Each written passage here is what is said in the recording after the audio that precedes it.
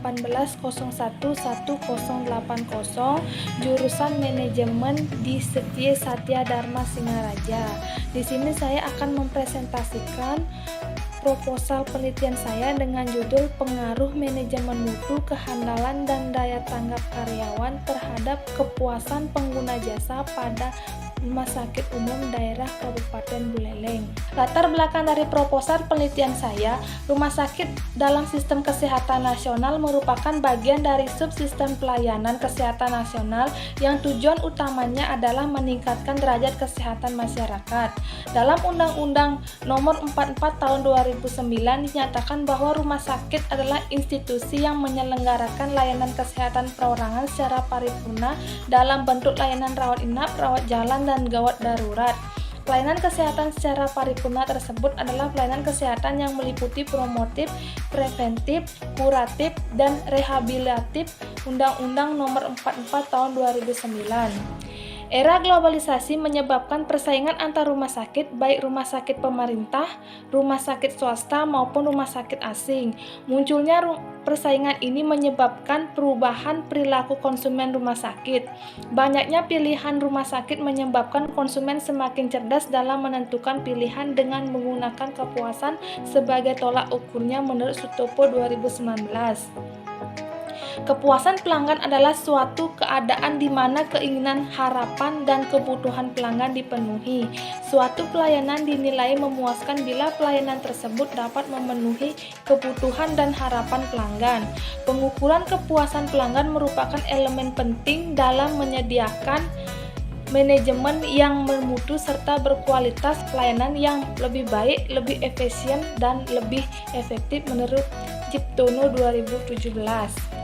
Menurut Mahmud 2019, dalam penelitiannya menyebutkan bahwa untuk meningkatkan mutu layanan rumah sakit umum, pihak pengelola seharusnya berupaya melakukan dan mensinergikan manajemen mutu terpadu rumah sakit berdasarkan ketersediaan fasilitas dan peralatan medis yang didukung oleh tenaga medis yang cukup handal dalam bidangnya, sehingga cara terbaik agar dapat memperbaiki kemampuan komponen-komponen secara berkesinambungan adalah dengan menerapkan total quality management menurut Ciptono dan Diana 2018. Selain manajemen mutu, aspek karyawan juga berperan penting dalam meningkatkan kepaduan pengguna jasa rumah sakit. Sesuai dengan pendapat yang disampaikan oleh Kotler 2018 bahwa reliability merupakan kehandalan petugas dalam bekerja baik dalam menjalankan tugas pokok dan fungsinya sehingga memberikan kepuasan kepada pengguna jasa. Nasion 2018 menyatakan keandalan reliability menjadi salah satu indikator kinerja yang harus sesuai dengan harapan pengguna jasa, yang berarti ketepatan waktu, pelayanan yang sama untuk semua pelanggan, sikap simpatik dan akurasi yang tinggi yang dapat memberikan rasa puas terhadap pengguna jasa.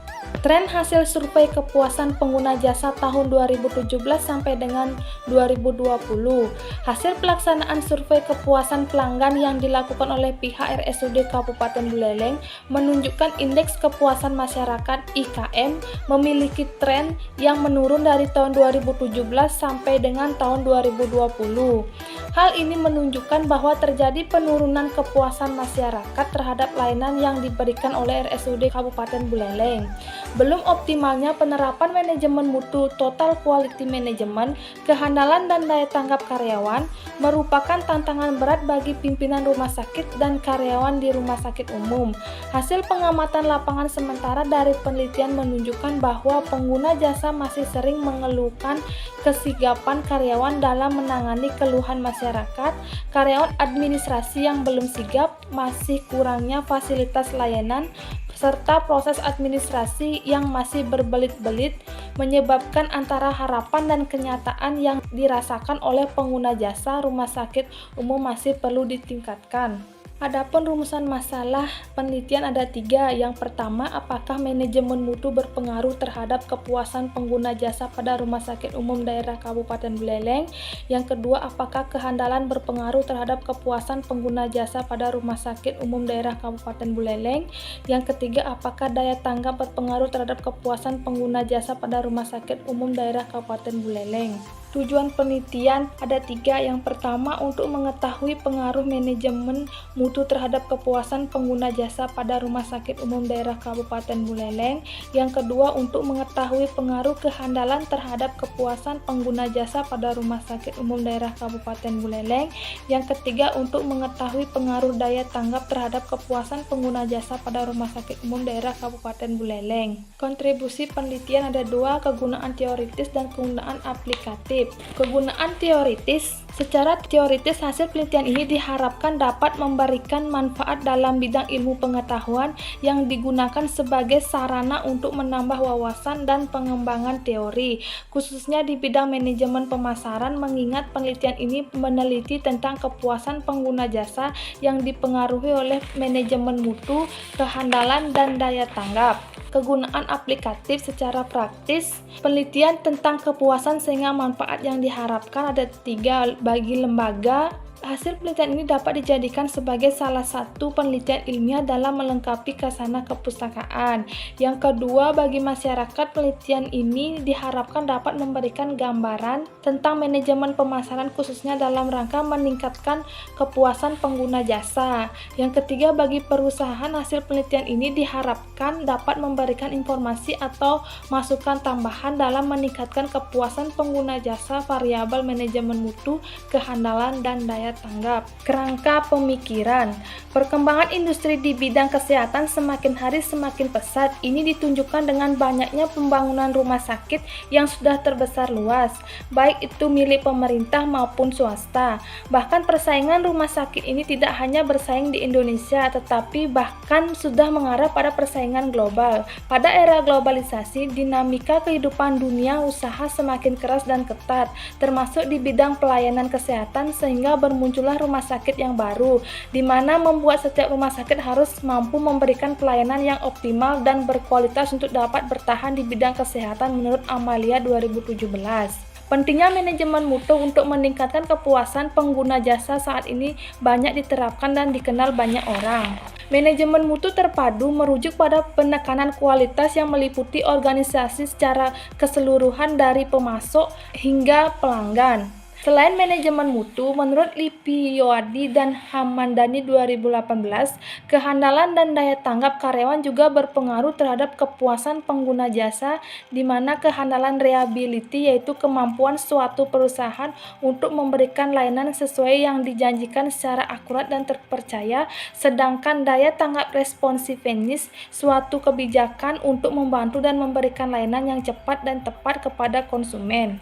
Dalam penelitian ini saya mengambil 4 variabel, yang 3 variabel bebas dan yang 1 variabel terikat. Yang 1 variabel bebas manajemen mutu, yang kedua kehandalan, dan yang ketiga daya tanggap. Manajemen mutu merupakan seperangkat prinsip dan cara-cara mengelola mutu organisasi yang bersifat terpadu yang meliputi kepuasan pelanggan, respek terhadap setiap orang, manajemen berdasarkan fakta, dan perbaikan berkesinambungan dengan tujuan untuk memberikan kepuasan pada pengguna jasa organisasi. Yang kedua kehandalan merupakan perusahaan menunjukkan kemampuan dalam memberikan pelayanan yang akurat dan terpercaya dalam memenuhi kebutuhan pelanggan. Yang ketiga daya tanggap merupakan kemampuan perusahaan untuk membantu pelanggan dengan cepat dalam memenuhi kebutuhan pelanggan. Dan yang keempat, kepuasan pengguna jasa respon konsumen terhadap suatu produk merupakan hasil dari perbandingan yang dilakukan antara kinerja produk atau hasil yang ia rasakan dengan harapannya. Hipotesis. Hipotesis merupakan kesimpulan sementara yang disusun oleh peneliti yang masih diuji kebenarannya berdasarkan metode penelitian yang dibuat peneliti, di mana hipotesis disusun berdasarkan landasan teoritis dan merujuk pada kerangka pemikiran. Pada penelitian ini, oleh karena itu, maka dapat disusun hipotesis penelitian sebagai berikut. Semakin baik manajemen mutu, maka semakin meningkat kepuasan pengguna jasa RSUD Kabupaten Buleleng. Semakin baik kehandalan karyawan, maka semakin meningkat pengguna jasa RSUD Kabupaten Buleleng. Dan yang terakhir, semakin baik daya tanggap karyawan, maka semakin meningkat pengguna jasa RSUD Kabupaten Buleleng. Metode penelitian, ada 2 lokasi penelitian dan populasi dan sampel. Lokasi penelitian penelitian ini dilaksanakan pada RSUD Kabupaten Buleleng yang beralamat di Jalan Ngurah Rai nomor 30 Singaraja. Adapun alasan melakukan penelitian di RSUD Kabupaten Buleleng adalah sebagai berikut. Yang pertama, RSUD Kabupaten Buleleng merupakan satu-satunya rumah sakit milik pemerintah daerah yang ditetapkan sebagai Rumah Sakit Pendidikan Satelit Fakultas Kedokteran Universitas Udayana sesuai dengan keputusan Menteri Kesehatan nomor HK 0202-10566-2017. Dan pada tahun 2018 RSUD Kabupaten Buleleng kembali melaksanakan penilaian akreditasi versi Standar Nasional Akreditasi Rumah Sakit edisi 1 dan dinyatakan lulus tingkat paripurna. Yang kedua, RSUD Kabupaten Buleleng memiliki fasilitas peralatan medis dan pelayanan jasa yang lengkap sehingga akan memberikan kenyamanan bagi pasien. Yang ketiga, kepuasan pengguna jasa menjadi poin utama pelayanan RSUD Kabupaten Buleleng sehingga berbagai upaya dilakukan manajemen termasuk meningkatkan manajemen mutu, kehandalan dan daya tanggap karyawan terhadap pengguna jasa. Yang kedua, populasi. Menurut Sugiono 2017 menyatakan bahwa populasi adalah wilayah generalisasi yang terdiri atas objek atau subjek yang mempunyai kualitas dan karakteristik tentu yang ditetapkan oleh penelitian untuk dipelajari dan kemudian ditarik kesimpulan. Sampel. Menurut Sugiono 2017 menyatakan bahwa sampel adalah bagian dari jumlah dan karakteristik yang dimiliki populasi. Untuk pemilihan sampel menurut Rekus dalam Sugiono 2017 menyatakan bahwa ukuran sampel yang layak dalam penelitian adalah antara 30 sampai dengan 500. Lebih lanjut dinyatakan bila dalam penelitian akan melakukan analisis dengan multivarian kolerasi atau regresi ganda misalnya, maka jumlah anggota sampel minimal 20 kali dari jumlah variabel independen dan dependen, sehingga pada penelitian ini menggunakan tiga variabel bebas dan satu variabel terikat, sehingga menentukan jumlah sampel penelitian ini adalah 3 kali 20 sama dengan 60. Jadi sampel dalam penelitian ini adalah sebanyak 60 responden, di mana jumlah ini sudah dianggap mewakili populasi penelitian. Cara pengambilan anggota sampel dalam menggunakan teknik incidental sampling. Menurut Sugiono 2017 menyatakan bahwa teknik penentuan sampel berdasarkan kebetulan, yaitu siapa saja yang menggunakan jasa RSUD Kabupaten Buleleng yang secara kebetulan bertemu dengan peneliti maka dapat digunakan sebagai sampel. Bila dipandang orang yang kebetulan ditemui itu cocok sebagai sumber data yang berumur di atas 17 tahun serta bisa membaca sehingga memudahkan dalam penyebaran kuesioner sesuai dengan teknik sampling yang digunakan. Selain itu, pengguna jasa yang digunakan sebagai sampel adalah keluarga penunggu pasien yang dikategorikan sehat jasmani dan rohani dan sudah terlibat dalam hal pemanfaatan jasa di RSUD Kabupaten Buleleng. Yang kedua, jenis data dan sumber data. Jenis data ada dua. Yang pertama jenis data dan kedua sumber data. Jenis data. Jenis data pada penelitian ini berupa data kuantitatif dan data kualitatif sebagai berikut. Yang pertama, data kuantitatif adalah data yang berbentuk angka atau data kuantitatif yang diangkakan scoring. Jadi data kuantitatif merupakan data yang memiliki kecenderungan dapat dianalisis dengan cara atau teknik statistik. Data kualitatif adalah data yang tidak dapat dihitung atau data yang tidak berupa angka yang berbentuk kalimat atau kata gambar menurut Sugiono 2017. Data kualitatif yang digunakan pada penelitian ini seperti kuesioner penelitian, sejarah atau profil RSUD Kabupaten Buleleng. Yang kedua, sumber data. Sumber data pada penelitian ini menggunakan data primer dan data sekunder yang dapat dijelaskan sebagai berikut. Yang pertama, data primer. Data primer adalah data yang diperoleh langsung dari subjek penelitian. Dalam hal ini penelitian memperoleh data atau informasi langsung dengan menggunakan instrumen-instrumen yang telah ditetapkan. Data primer dikumpulkan oleh peneliti untuk menjawab pertanyaan-pertanyaan penelitian. Pengumpulan data primer merupakan bagian internal dari proses penelitian dan yang seringkali diperlukan untuk tujuan pengambilan keputusan. Data primer dianggap data lebih akurat karena data ini disajikan secara terperinci menurut Indirantoro dan Supomo. Data primer penelitian ini berupa jawaban kuesioner yang disebar kepada responden di RSUD Kabupaten Buleleng. Yang kedua, data sekunder. Data merupakan yang telah tersedia dalam berbagai bentuk. Biasanya sumber data ini lebih banyak sebagai data statistik atau data yang sudah diolah sedemikian rupa sehingga siap digunakan dalam statistik.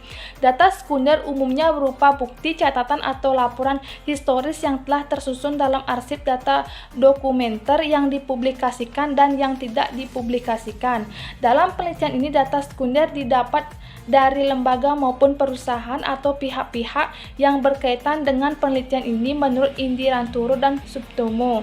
Data sekunder penelitian di profil RSUD Kabupaten Buleleng, struktur organisasi dan aktivitas RSUD Kabupaten Buleleng. Yang keempat, teknik pengumpulan data. Ada dua, dokumentasi dan kuesioner. Teknik pengumpulan data yang digunakan dalam penelitian ini meliputi teknik dokumentasi dan teknik kuesioner yang dapat dijelaskan sebagai berikut. Yang pertama, teknik dokumentasi.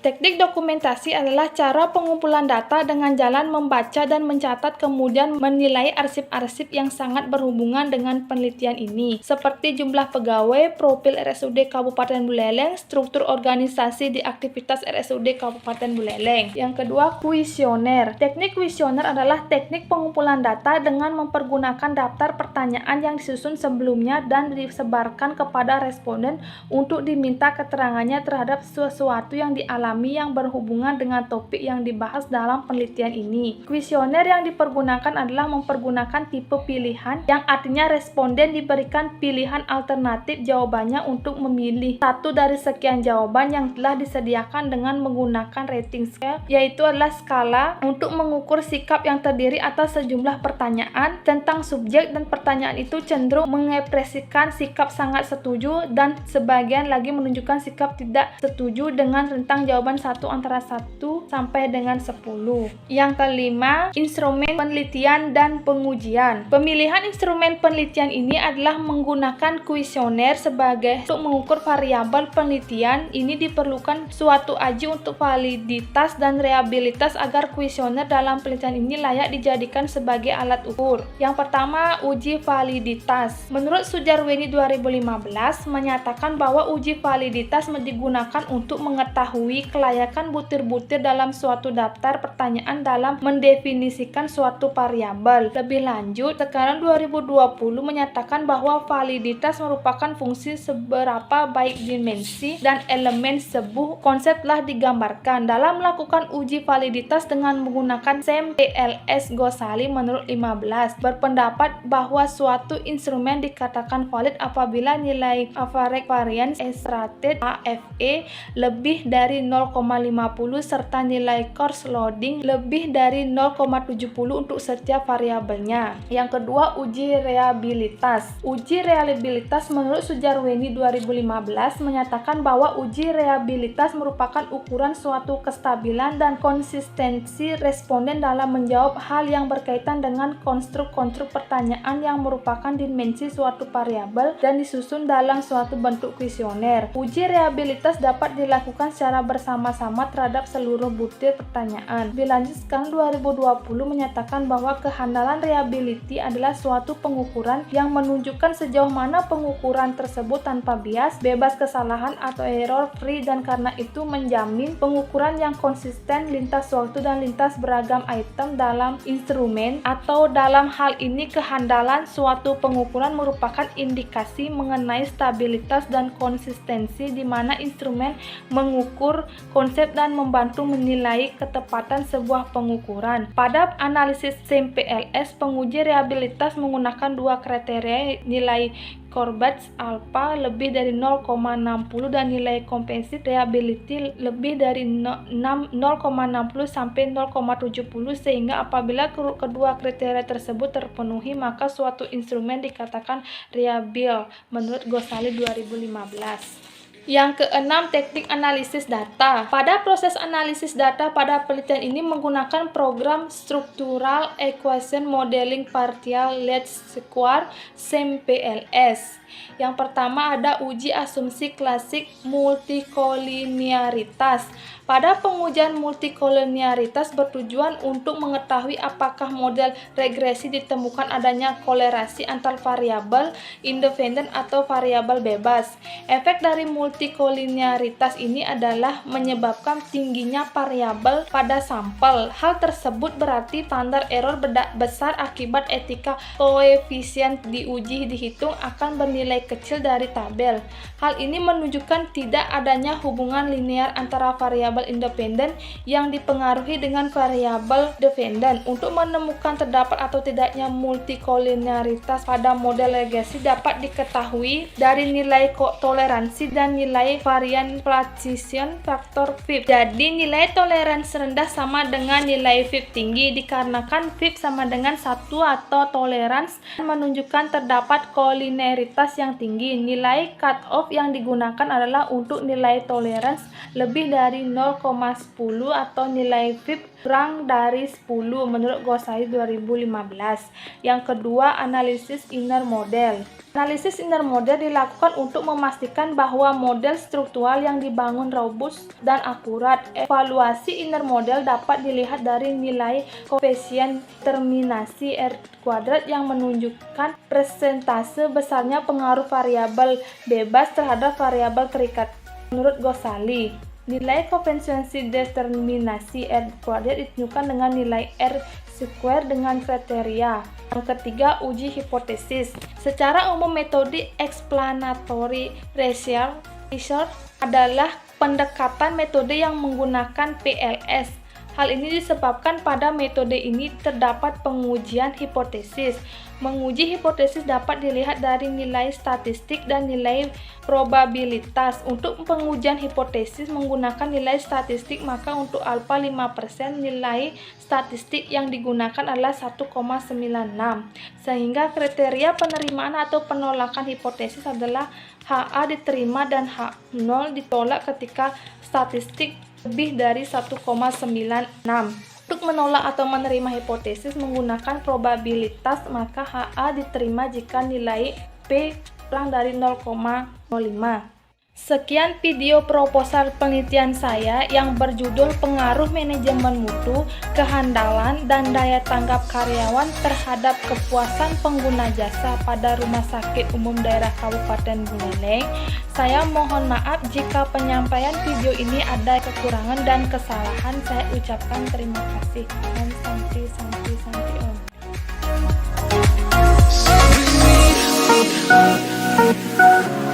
om.